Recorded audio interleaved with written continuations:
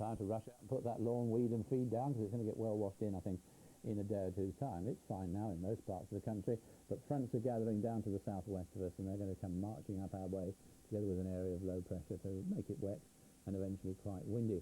Now, I've got cloud quite close at the moment. Cloud's been feeding into the Mediterranean, but this great bow of cloud is also pushing back towards the southeastern corner of Britain.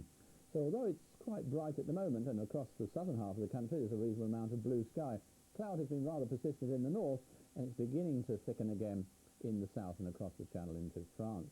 So some hazy sunshine for many parts, I think, for the rest of the day. Best in the west, best sunshine there. Fairly cloudy across the north, but even that cloud will thin and break to give just a little bit of sunshine here and there. Exception, I think, the north and west of Scotland, where it's going to stay quite cloudy. And the cloud in the south will be thickening up all the while too.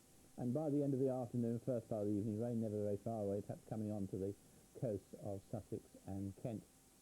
Not too bad temperature-wise, 14 or 15 degrees for the most part. A little bit cooler, though, in the north with that northerly breeze and all that cloud. Now, during this evening and tonight, this thickening cloud with outbreaks of rain coming across into the southeast and eventually spreading northwards to affect much of Wales and the southern half of England. Probably lightish and fairly patchy rain in the southwestern half here, the heavier bursts in the southeastern corner.